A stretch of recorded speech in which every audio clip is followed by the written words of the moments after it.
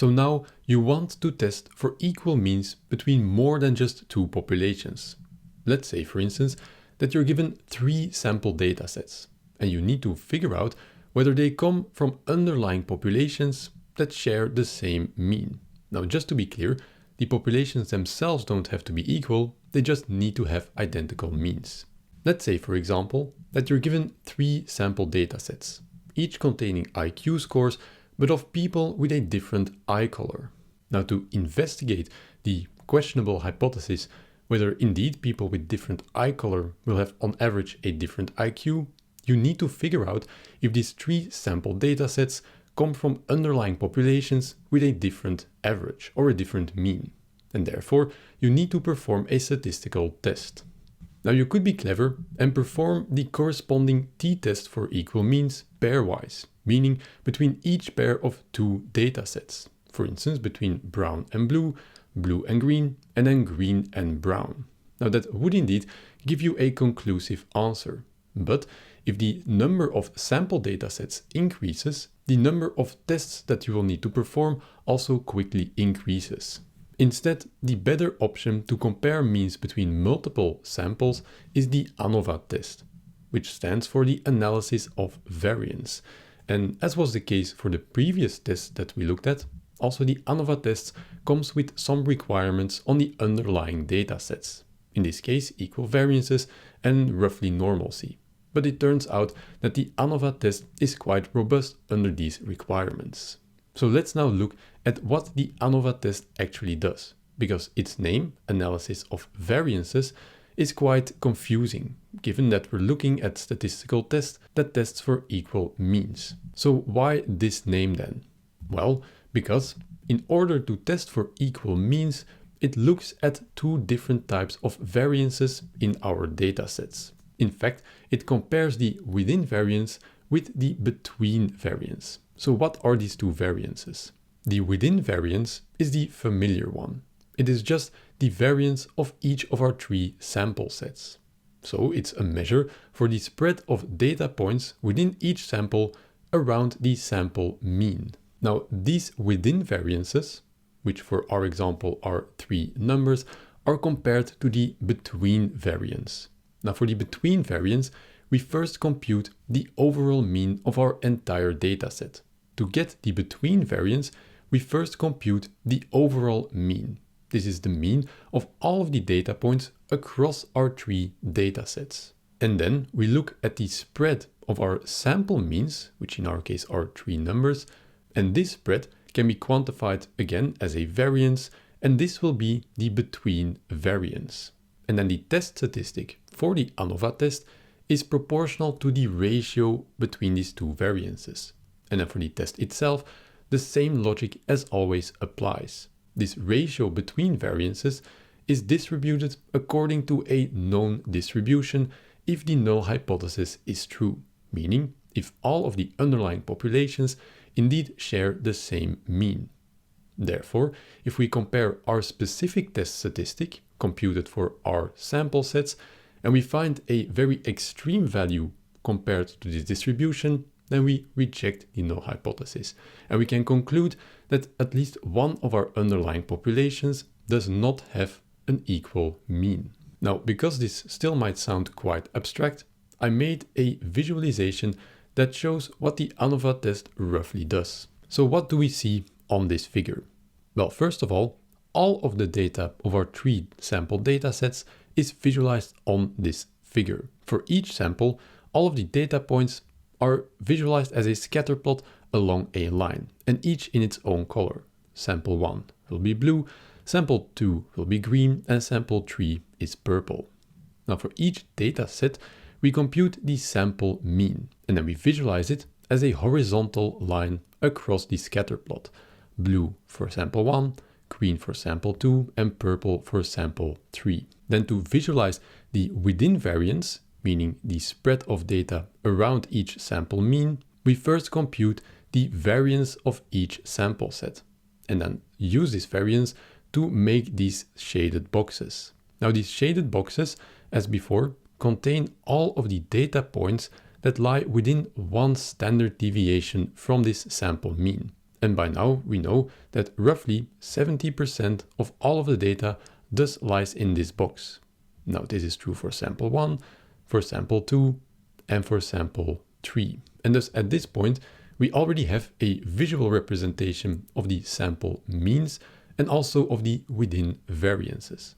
Now for the between variance, the first thing that we need to do is to compute the overall mean of all of the data points taken together. And then we visualize it as this horizontal black line. So this is the average value of all of these data points taken together. And then what the between variance quantifies is the spread of the sample means, so the colored horizontal lines, around the black horizontal line, because this is a measure for the spread of the sample means compared to this overall mean. And then what the ANOVA test does is that it compares these two variances with each other.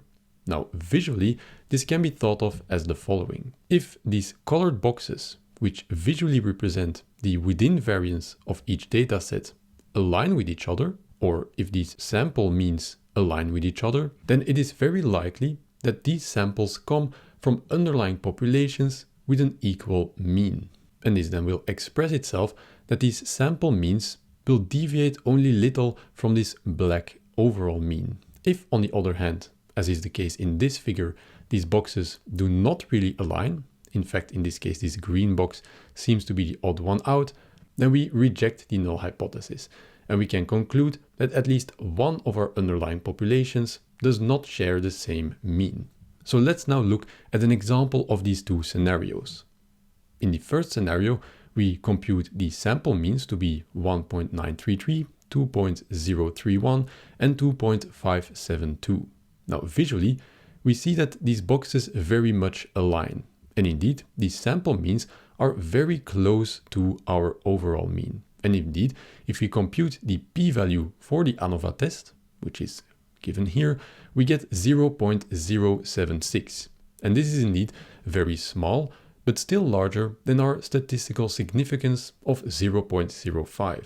And thus in this case, we accept the null hypothesis that these three samples are likely to come from underlying populations with the same mean, even though we clearly see that the variance of this third sample is very different from the variance of the first two samples. The only thing that matters here is the means of the underlying populations. The other scenario is the one that we looked at before.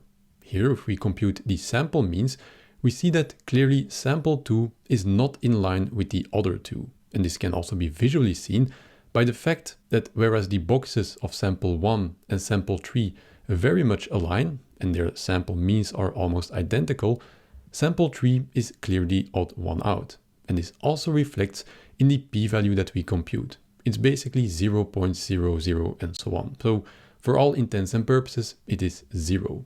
So thus we reject the null hypothesis and we conclude that at least one of our three samples comes from an underlying distribution that has a significantly different mean than the others. And this brings us to one of the downsides of the ANOVA test, which is the following.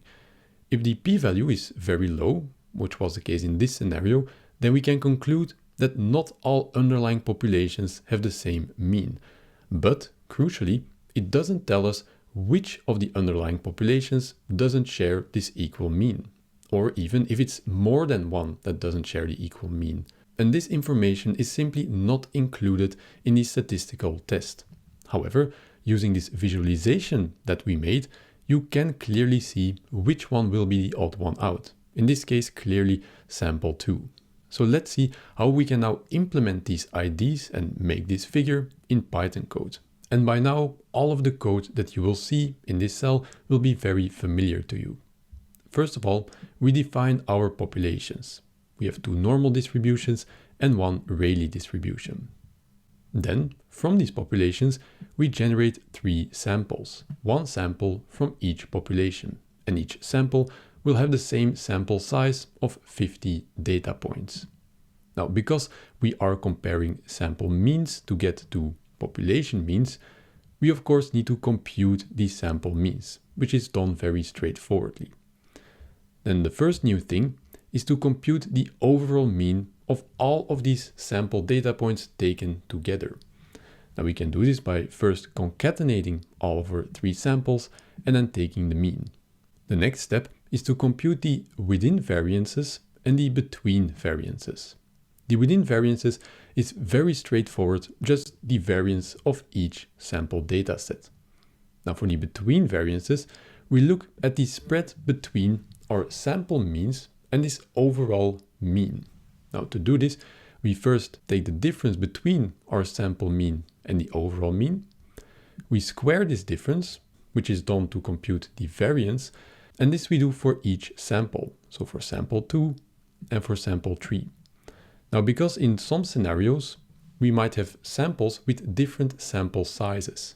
And because we need to take this into account when we compute the between variance mean, we multiply each of these numbers with the number of sample points in the corresponding sample dataset. But in this case, each sample dataset has the same number of points, and thus this will be always the same number. And then to get the total between variance, we would take a weighted average of these 3 variances. But because here we don't use this number explicitly, we don't need to do that. And the next part of this cell is visualizing all of these elements. And the most interesting part is arguably this scatter plot, because we want to visualize all of our data points on the same visualization. However, we don't want to mix them all up.